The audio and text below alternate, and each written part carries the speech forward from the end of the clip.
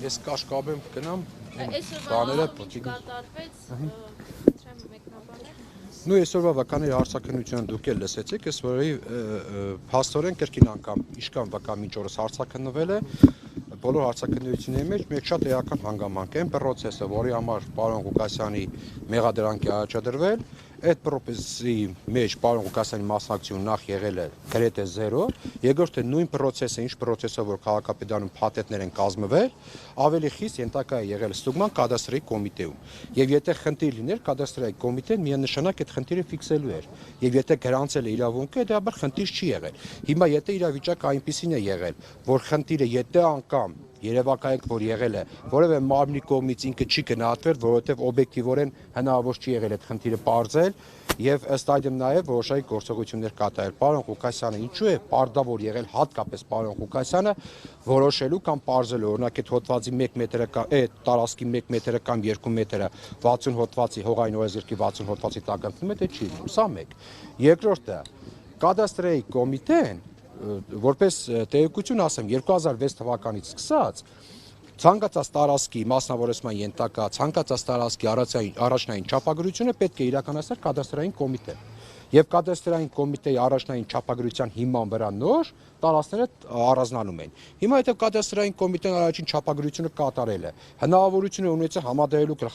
Գյումրու գլխավոր հատագծի հետ եւ պարզվել է, որ դա 60 հոդված չէ։ Այդ ինչպես եղավ, որ այդ դեպքերից 20-22 տարի հետո այդ նույն տարածքը դարավ 60 հոդված։ Պարզ է, թե ինչու եղավ, դա ըստ էության քաղաքական հետաքրքրություն այսպես շեշտադրված պարոն Ղուկասյանը սկսեց իշխանության համար որպես այդպիսին հետաքրքրություն առաջացնել հենց այն ժամանակ, երբ որ պարոն Ղուկասյանի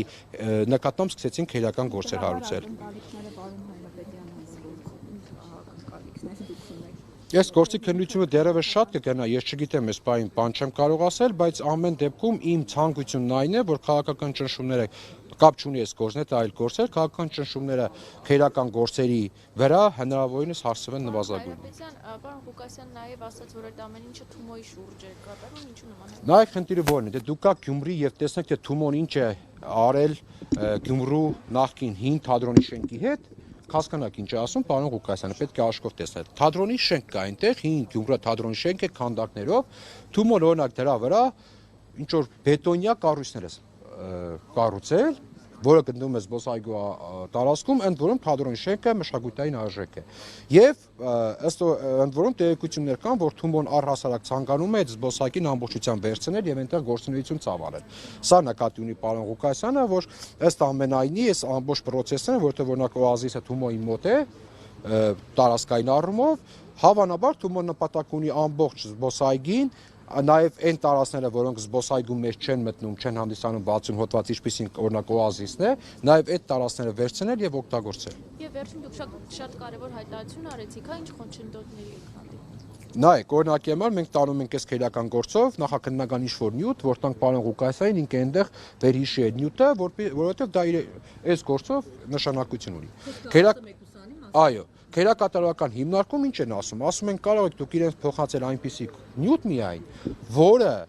այն վարույթով, որով ինքը կալանավորվել է, այդ վարույթի նյութ է հանդիսանում։ Այլ վարույթի նյութ կամ այլ տեսակի ցանկացած նյութ չեք կարող իրեն փոխանցել։ Եվ մտածում են, թե փախուստի պլան կարող է փոխանցենք պարոն Ղուկասյանին։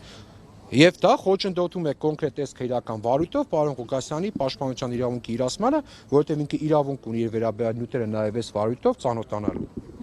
Շատ լավ, շնորհակալություն։